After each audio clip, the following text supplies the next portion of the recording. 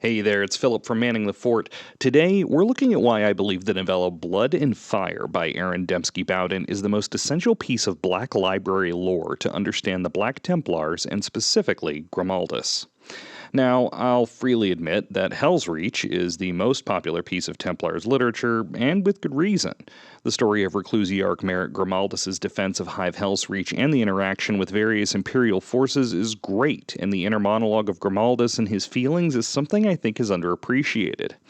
Not only is it a fantastic book, but a mind-blowing animation by Richard Boylan really catapulted it into the 40K lore mainstream.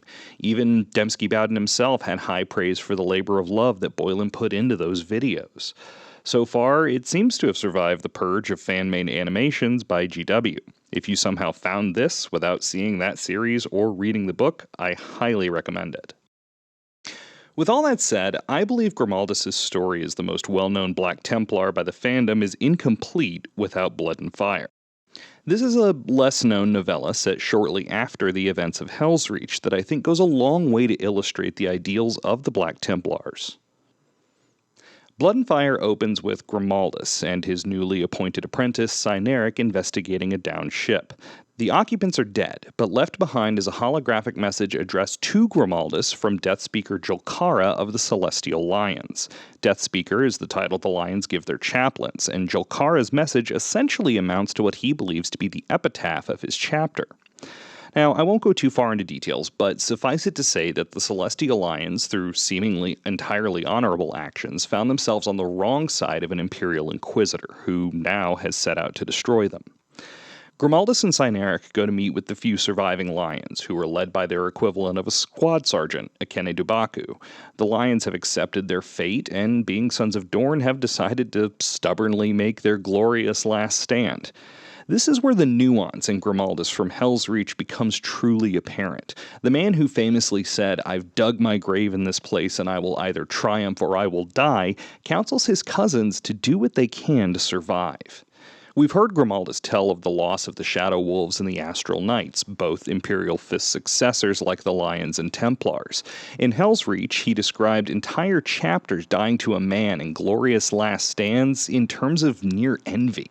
His recollection of the death of the Shadow Wolves goes like this, quote, "Grimaldus had been there at the very end. The last handful of wolves, their blades broken and bolters empty, has intoned the litanies of hate into the Vox channel they shared with the Black Templars. Such a death. They chanted their bitter fury at the foes even as they were slain. Grimaldus would never, could never, forget the chapter's final moment.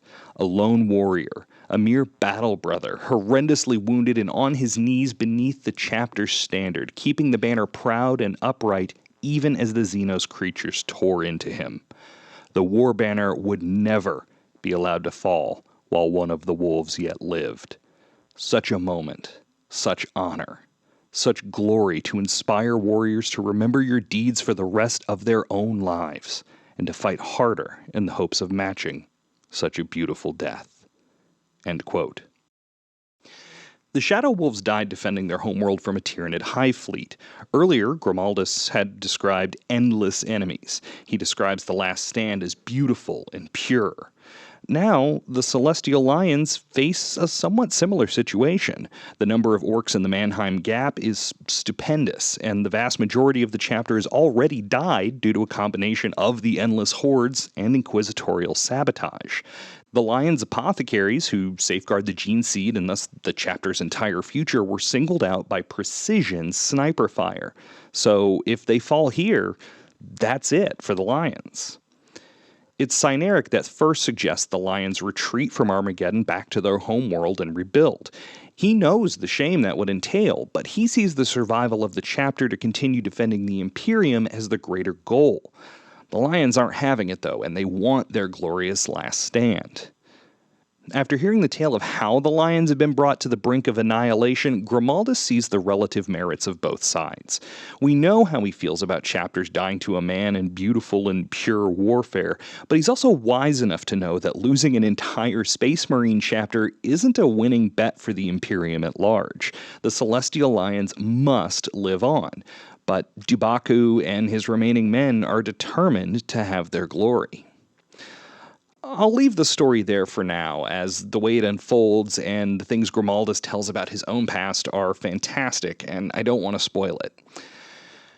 So for me, Blood and Fire and Helsreach together illustrate what Aaron Dembski-Bowden does better than any other Black Library writer, in my opinion. He humanizes the Space Marines and makes them relatable.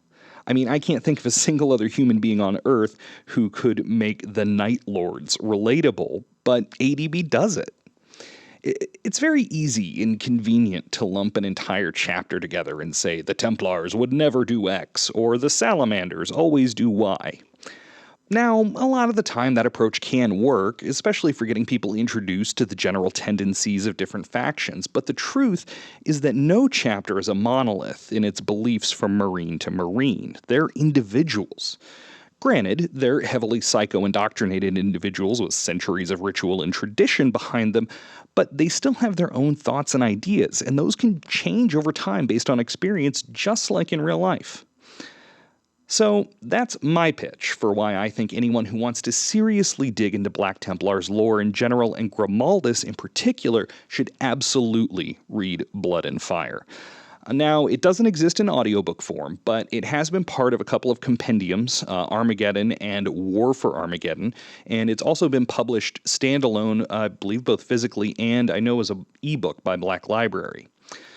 So, what do you think? Am I way off base here? Let me know in the comments. In light of some of the more modern Templars lore, Blood and Fire does pose some questions, as Grimaldus out and out says that the Emperor is not a god at one point. That's a real issue with the recent trend of having the Templars be the next best thing to ecclesiarchy priests when it comes to the imperial cult. Now, as I'm writing this, the new Black Templars Codex supplement is just about to drop, and there may be some more fleshing out of whether this is a transition or a correction of an unreliable record, as GW often likes to do. It'll also be really interesting to read about Grimaldus and Helbrecht crossing the Rubicon Primaris, as the idea of Black Templars and Primaris Marines has been a hot topic of discussion in Templar player circles, basically since they dropped in 8th edition. If you subscribe and hit the bell icon, you'll know when I put that video out after reading the new supplement.